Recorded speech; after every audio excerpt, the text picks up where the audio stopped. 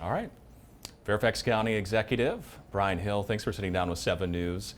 I want to talk to you about the budget and also federal workforce impacts that we might be seeing coming out of Washington, D.C., impacting Fairfax County. But first, I want to ask you, tell us about yourself, what you do for the county. This is our first time sitting down with you. So for folks watching, who are you? What do you do for the county? I'm Bryan Hill. I work 24 hours, 7 days a week for Fairfax County. We have a very large jurisdiction, as you know. It's 1.2 million people. We have 1.2 plus million problems at times. My goal is to make sure that all the problems that we have in Fairfax are not problems for our residents. From the budget to public safety to land development services, you name it, parks, a little bit of parks, neighborhood community services. There's 51 departments here in Fairfax County, 12,000 odd, and 12,468 employees. So, all services other than roads are Fairfax County. Let's talk about the federal workforce. Sure. A lot of people in Fairfax County are on edge right now. They might have loved ones who work for the federal government. They themselves may work for the federal government. It's an uncertain time for a lot of folks. When you're looking at the budget, because you put together these budget recommendations for the Board of Supervisors,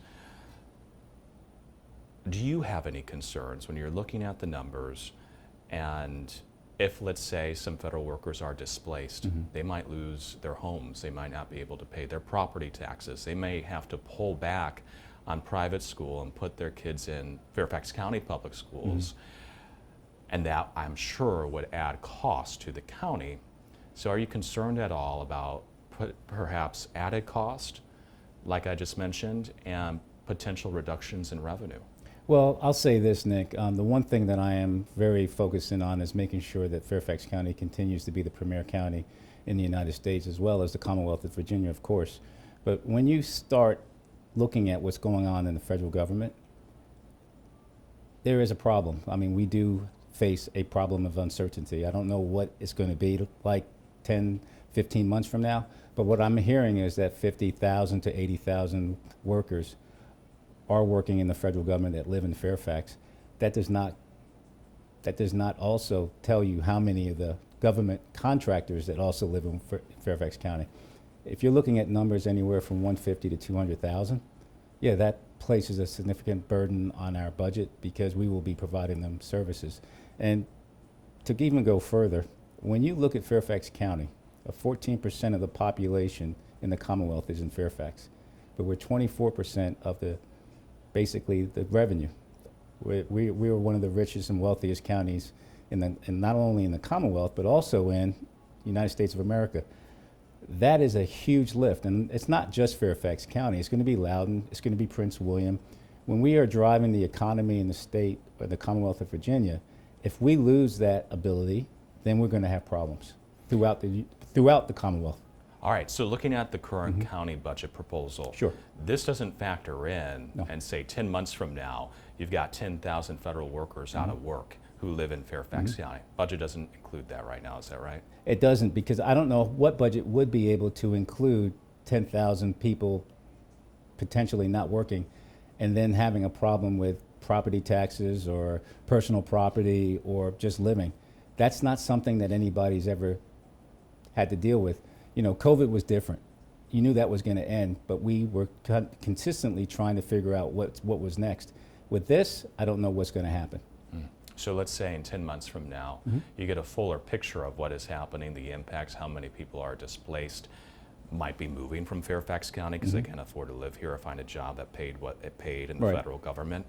Are you going to come back potentially and adjust the budget or adjust what you're spending in Fairfax County? What are you thinking about? I'm thinking right now, I'm looking at job matching and skill matching to ensure that they still have employment, because you do know there's still 40,000 open jobs in Fairfax County.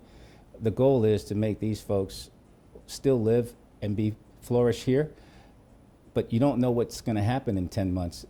This could completely turn around. You see the federal judges saying you can't do this, you can't do that. When this all shakes out, I'm hoping that we have a better Fairfax County.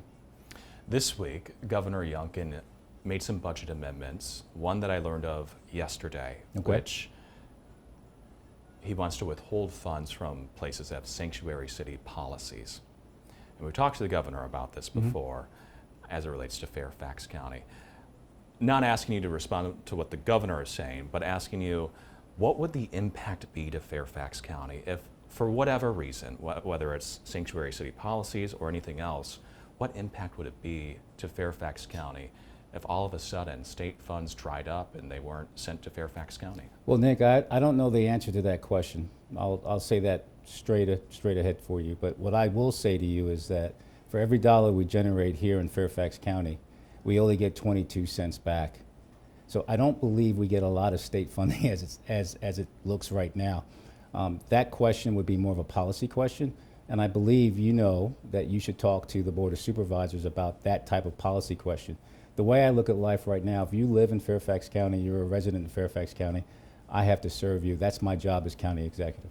Talk to us about the current budget proposal right now, because you got some public hearings coming up in boy, April, yeah. right? All right, so where does the budget stand right now? Is it a tough budget year? Yes. What'd you say? Yes, absolutely a tough budget year, and I think I opened my statement by saying this is a budget that nobody's going to like. I didn't like presenting it. I didn't like getting it ready. I don't like where we are today. However, this is where we are. We're dealing with a tough budget year. We have done some things in the budget. My team has cut over $100 million over the last 2 years to ensure that we can level set. Not many counties could do that and still be able to continue to move forward. And you're looking at a food tax, right? Cuts, was it $60 million in cuts? 1.5% increase in property taxes, fee increases, Potential. is that right? Potential. Yeah, potential. Okay.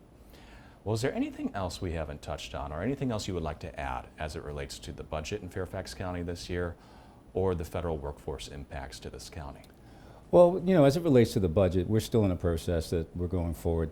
As you stated, we have public hearings starting on, I believe, April 22nd. The board will deliberate, and then have a formal presentation on May 4th and a board adoption of the budget. That's our process. But once that process is over, I'm back into the budget mode again. I'm not used to redoing the budget. I've done that twice in my career. It might be, as you stated earlier, a potential for us to redo the budget maybe in January to see where things are. When it comes to the federal workforce, I am looking at our Fortune 500 companies as well as the many companies that we have in Fairfax County that are a part of the federal government procurement system. If I'm looking at 80,000 people that become jobless, yeah, we're going to have to do some things and make some things work. But the key to this is continually doing what we're doing. Workforce development, skill training, upskilling, anything we can do to make them more viable and able to get a job as they move forward. I should ask this too. So $60 million in cuts proposed, is that right? This year. This year, Yep. And that is the most since 2010, I think I read? 2009 or 2010, correct. Right after Yep. the recession, Yes, okay, sir. or during the recession. So that's a lot of money. It is. When you're looking at what might happen at the federal level and the impacts on Fairfax County, do you think there needs to be adjustments in the current proposed budget to put some more money away into like a rainy day reserve fund? Because I know Fairfax County Public Schools, for instance, plans to spend, at least it's proposed right now, 7% increase in salaries across the board. Do you think that needs to be adjusted at all? Well, the superintendent is a very smart person. She knows what she has funding-wise, and I'm sure she will allocate the funding appropriately. When I look at adjustments, I'll look at adjustments down the road. I'm looking at adjustments today, yes, but down the road, once the board adopts the budget, it's up to my team and my staff and myself from May 4th going forward to June 30 of 2026, believe that, to figure out how we move forward. So we're in a good spot. Trust me, we'll make do with what we have. But if we have to reduce, we will. If we get more influx of cash, we'll deal with that as well. All right. Thank you for your time, sir. Hey, I appreciate you, sir. Thank you. Thank you. All right. That's